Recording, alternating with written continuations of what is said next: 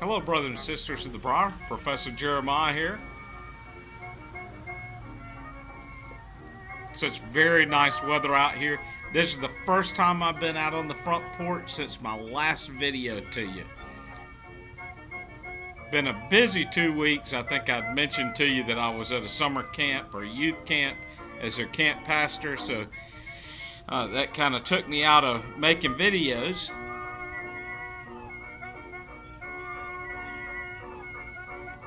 And now I'm back home and able to enjoy the end of the day on the old front porch. Smoking some Lord of the Manor.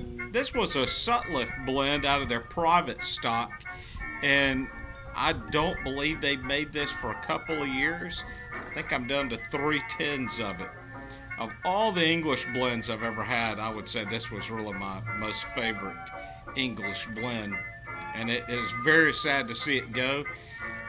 I haven't really done any research on this, but it was probably due to the Syrian Latakias, I would figure, what was in it.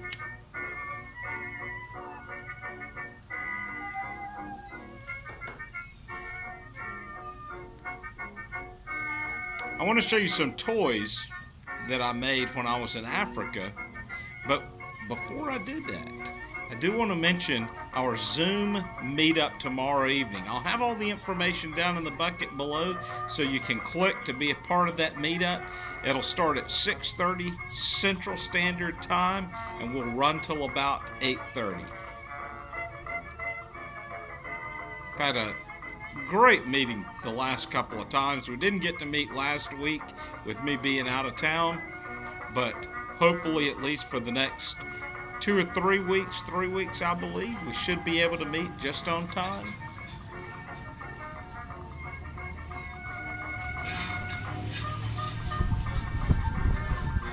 Without further delay, when I was in Africa in the village that I lived in, one of the things that I was working with and teaching the young men who lived there was just some basic woodworking skills and some basic mechanics. And a part of that is I thought making some toys would be one of the best ways to do that. So we made toys, and I would just pay them for their labor, their hourly wage, and then I would take those toys into a city where they were sold at a fair trade center. Here's one of them. Now, most of the ones we made weren't three-dimensional like this. They were just flat pieces of wood. This is a bit more intricate. This was my first test copy that I did.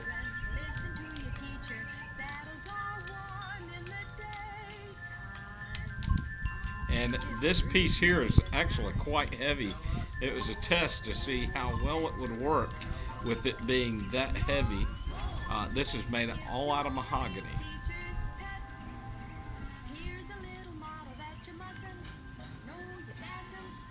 And going by a little motorized cart there. Everything's mahogany on this except for this dowel that's here in the center. And then he has a little piece of brass to help keep his hands apart. I've found that that's one of the best ways to make these toys. And though this one wasn't made in Africa, I made this one here showing some young boys how you can make them. This is another little acrobat, a little gymnast.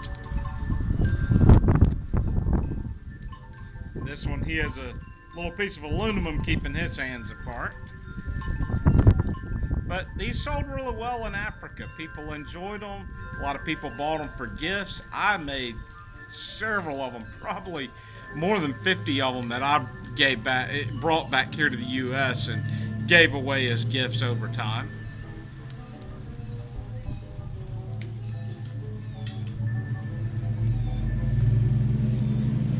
But of all the toys that I made, this was actually my most personal favorite. Now this one was the prototype and one that I made all myself. I had others which I had the young men in the village helping me make that were sold at the fair trade.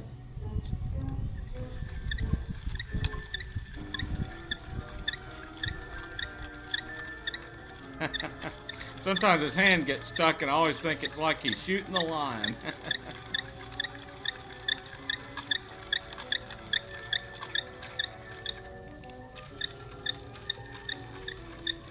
Very simple mechanics. Trooper wants to see it. I have another one that was like this that we made several of, where it's a man who's swimming and a crocodile's behind him, opening and closing his mouth, moving his legs, and his tail would just kind of swish back and forth with just the movement of the mechanism. But these were a lot of fun. The young men in the village really enjoyed making them. Over time, I'll show you a few more toys that we made. I had a number of different designs that we did, partly just so that we would have a real variety at the fair trade place.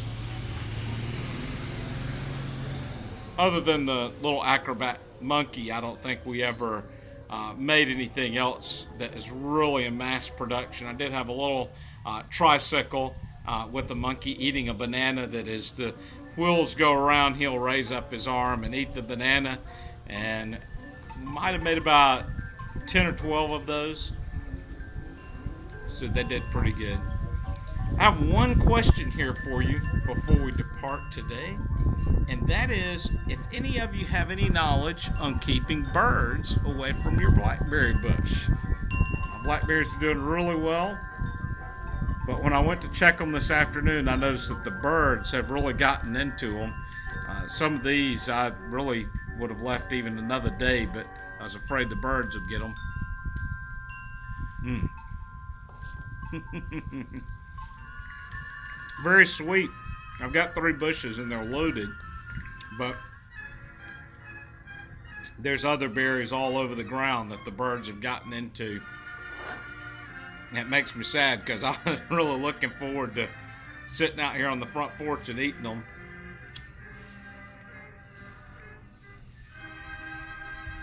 Don't forget about our Zoom meetup tomorrow evening. Love to have you there. As I said, we've had some great meetups here recently. We'll have that meetup for the next 3 weeks. And love to see you there. Hope you have a good day and God bless.